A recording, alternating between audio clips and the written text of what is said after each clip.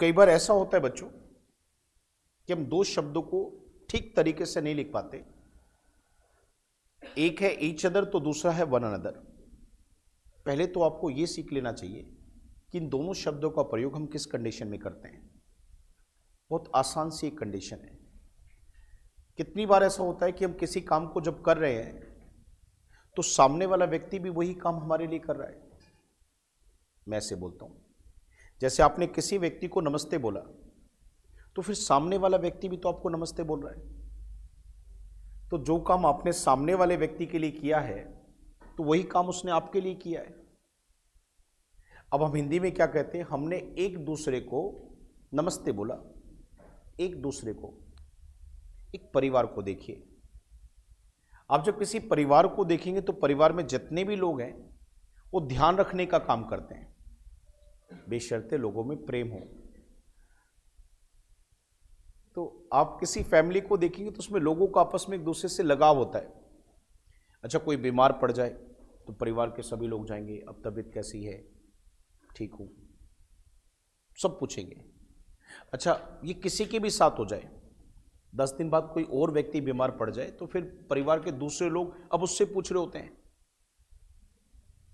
कि आपकी तबीयत अब कैसी है।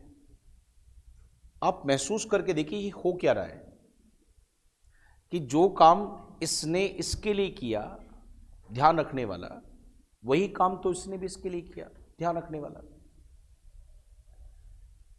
प्रेम करने वाली बात देखो, लगाव की बात देखो। हमेशा वैसे देखा जाता है कि वो कपल्स हमेशा बड़े सुखी रहते हैं जिनका आपस में एक दूसरे के प्रति प्रेम हो, क्योंकि तो गिव एंड टेक पॉलिसी है ना। तो प्रेम हो तो फिर वो चलता बहुत लंबा रिश्ता है। नहीं तो एक रिश्ता वो भी चलता है जिसमें तो रोज नहीं तुम चुप रहो, ये भी एक रिश्ता है। पर कुछ बड़ी हैप्पी फैमिलीज होती हैं, हैप्पी कपल्स होते हैं। उसमें क्या होता है कि लगाव, प्रेम, केयर होती है। तो अगर ये इसके लिए कर रहा है तो ये भी इसके लिए कर रहा है ऐसा। तो जब हम आपस में एक जैसा काम एक दूसरे के लिए करते हैं, जैसे एक दूसरे से प्यार करना, मैं हिंदी में बोल के दिखाता हूँ कि आप हिंदी में इस शब्द को कैसे यूज़ करते हैं।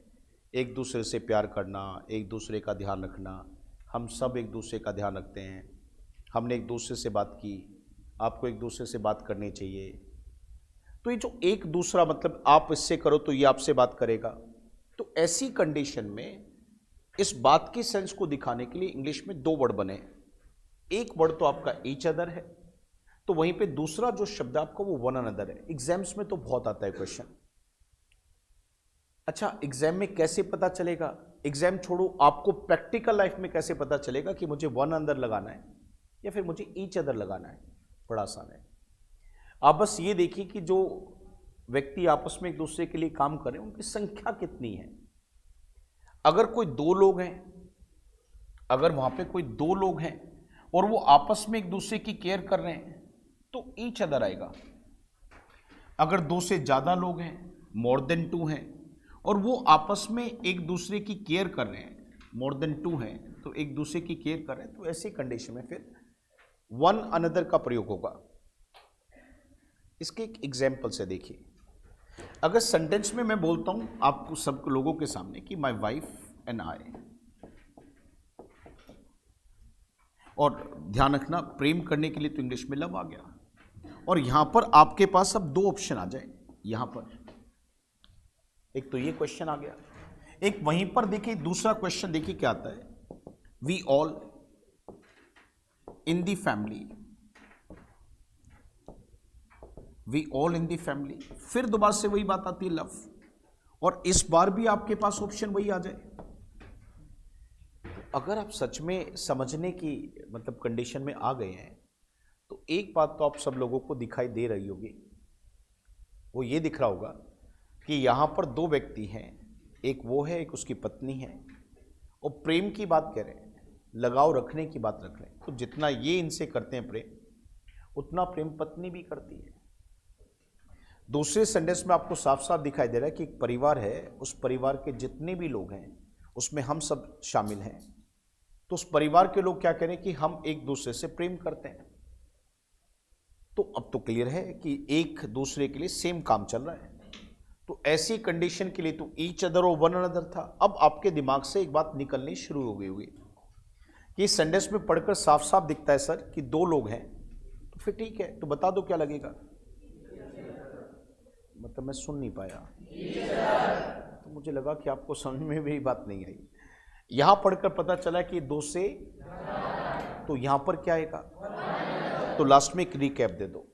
जब सब लोग आपस में एक दूसरे के लिए काम करते तो वर्ड कितने आएंगे, पहला वर्ड, दूसरा, फेस्टिवल्स आते हैं तो हम आपस में एक दूसरे को विश करते हैं, तो ईच अदर और वन अनदर। अगर दो लोग हैं तो, दो से ज्यादा हैं तो, क्या ये उम्मीद की जाए आपको क्लियर है।